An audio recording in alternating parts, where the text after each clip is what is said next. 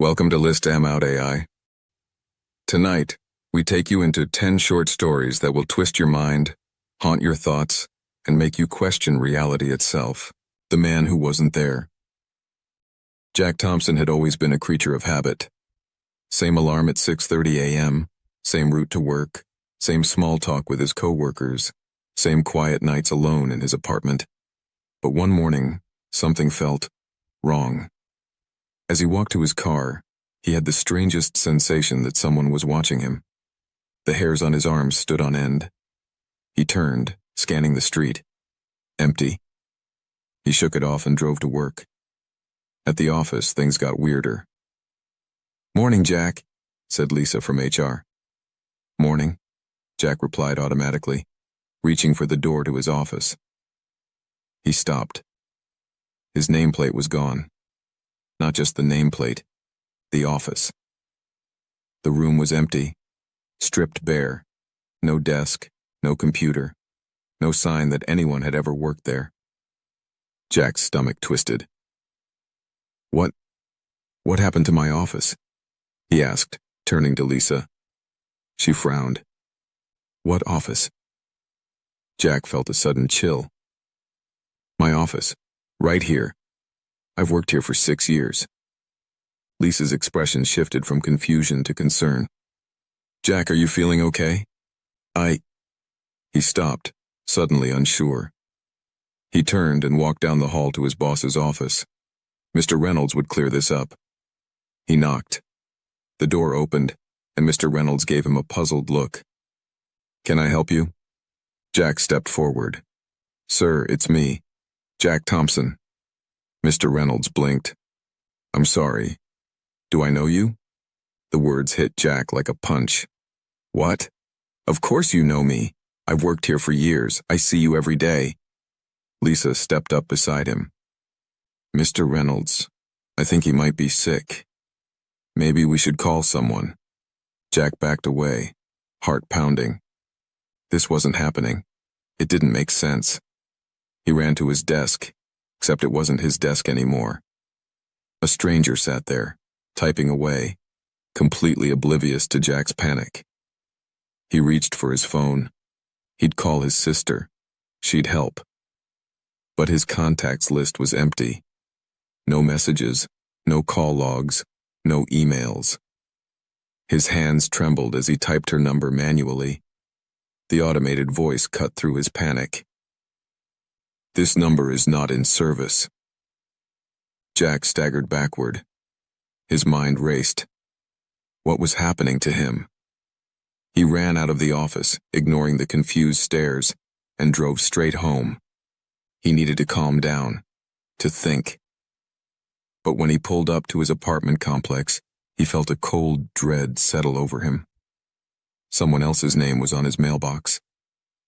He rushed inside, up the stairs, heart slamming against his ribs. He reached his door, fumbling with his key, except the lock was different. The door opened. A man stood inside. Jack's breath caught. The man turned slowly, and Jack felt the blood drain from his face. The man was him. Same face, same eyes, same clothes. The other Jack frowned, stepping forward. "Who are you?" Jack tried to speak, but no words came out. The other Jack's brow furrowed in confusion, then in realization, and then in fear. "You're not supposed to be here," the other Jack whispered. Behind him, a shadow moved. Something large, unseen, waiting. The other Jack stepped back, shaking his head. "You need to leave, now, before it notices." The air in the apartment seemed to shift, as if something ancient and hungry had turned its gaze toward Jack. A whisper curled around his ears, a voice from everywhere and nowhere. "One must stay." The other Jack's expression twisted in horror. He reached for Jack, pushing him backward. Jack stumbled. The world blurred, warped, collapsed. And then he was falling. Jack woke up in his bed. The sun streamed through the window. His alarm buzzed at 6:30 a.m., same time as always.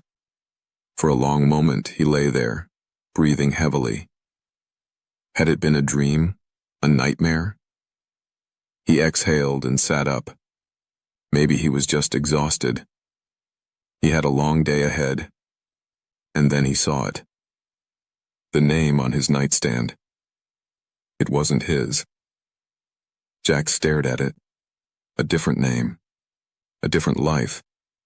And somewhere just outside his apartment door, something knocked. The man who remembered too much. James Carter had always prided himself on his memory. He could recall conversations word for word, remember faces he'd only seen once, and recite entire passages of books he read years ago. His friends joked that he had a photographic memory, but James knew the truth. It wasn't just memory, it was something more. One day, while walking through downtown, he spotted a familiar face in the crowd. A woman in a red coat, her dark hair tucked under a hat. His chest tightened. He knew her. He had seen her before. But where? James stood frozen on the sidewalk as she walked past. His mind searched, traced, scanned through thousands of memories, flipping through pages of time. And then, a flash. A hospital. Fluorescent lights. A patient lying in bed. Her. She had been dying. But that didn't make sense. James spun around, searching for her in the crowd. She was already crossing the street, blending into the sea of pedestrians. Something was wrong. That night, he dug through old journals, flipping through pages he had written years ago. He always wrote things down. He trusted paper more than his own mind. Finally, he found it. Her name, Emily Forrester. The entry was dated 5 years ago. He had visited her in the hospital. A terminal illness, a peaceful passing. He had been there. He had watched her die. So how was she walking through the city today? James couldn't let it go.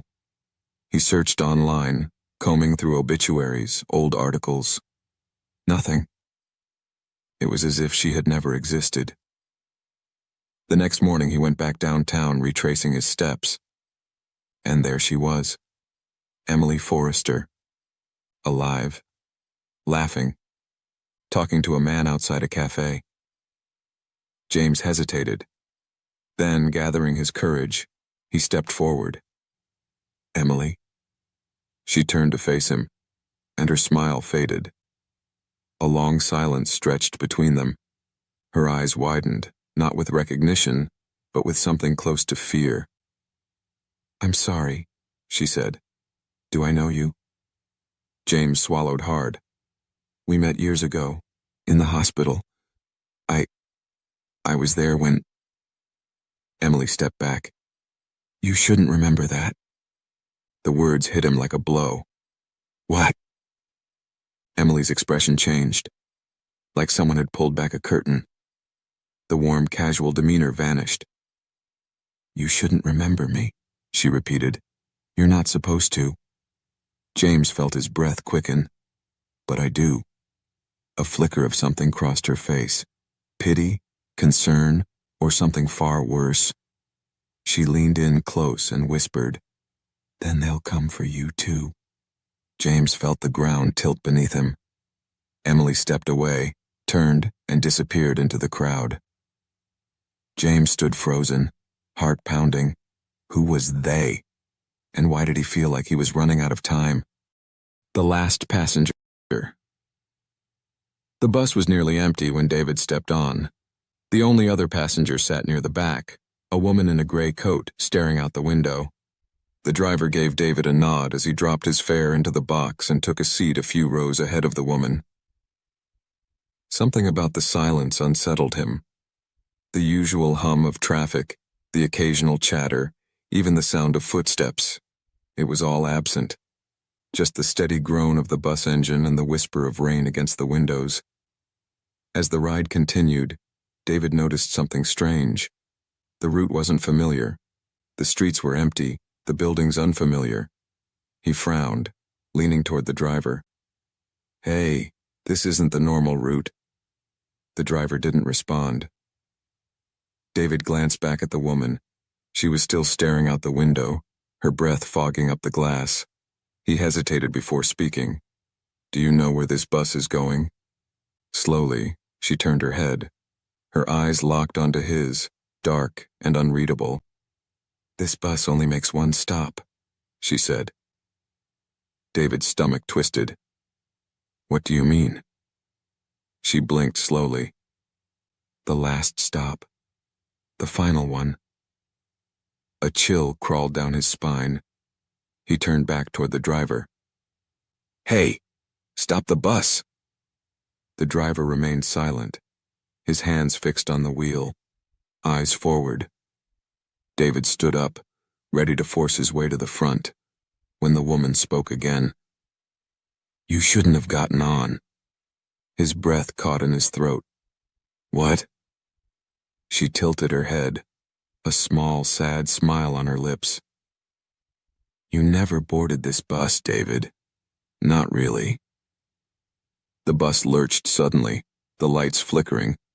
Panic surged through him. He turned to the doors, but they were sealed shut. His reflection in the glass. There was no reflection. His pulse pounded. He turned back to the woman, his voice shaking. "What's happening?" She exhaled softly. "You didn't survive the crash, David." His legs gave out beneath him.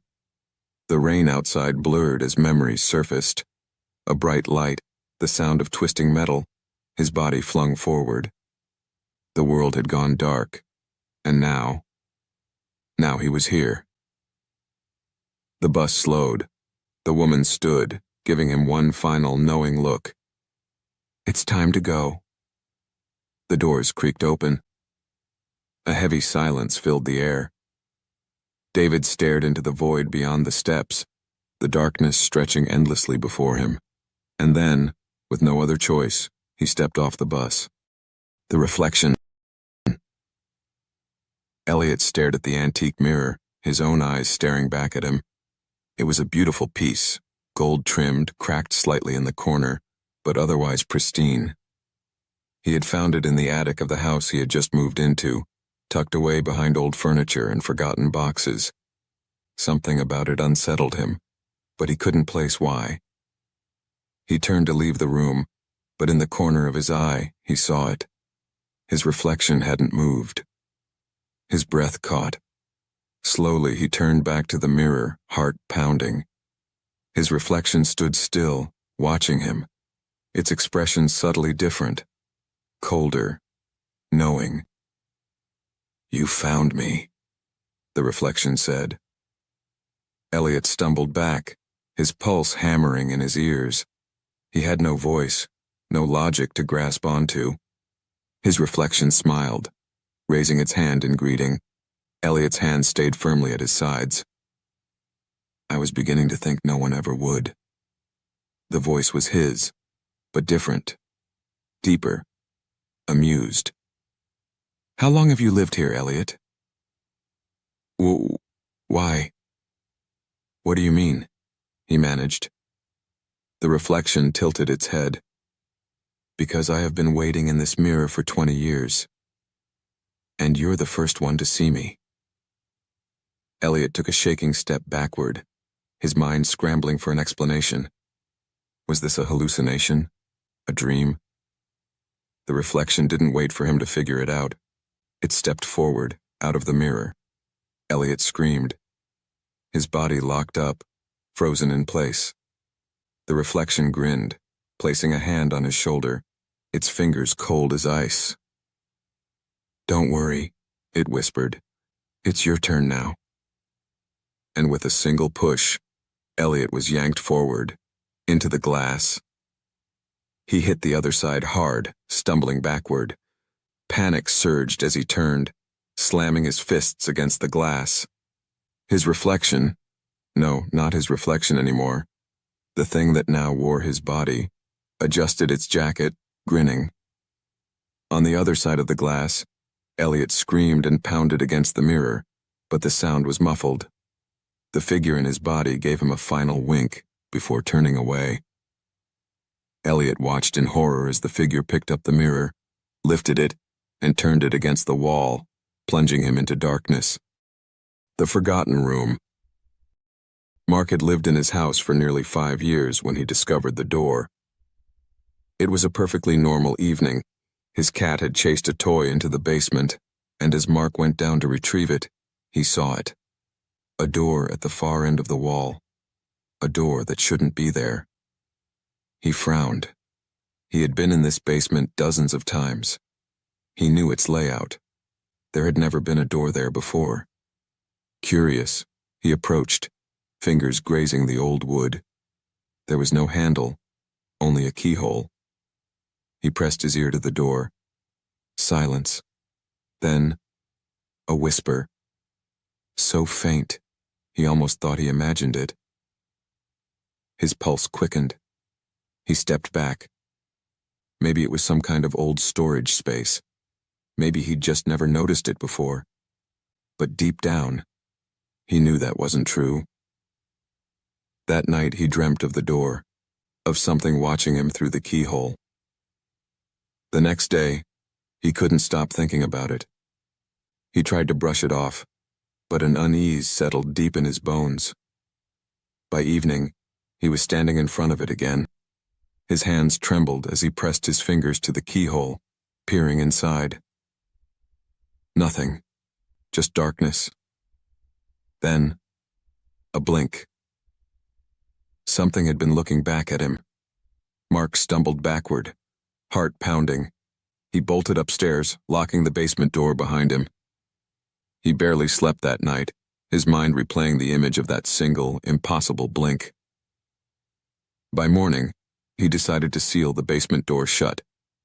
He nailed wooden planks across it, covering it entirely. Out of sight, out of mind. For the first time in days, he felt relief. That night, as he lay in bed, his phone buzzed with a notification. A single photo. A picture of his bedroom door. The door was slightly open, and in the darkness beyond, something was watching. The door that wasn't there.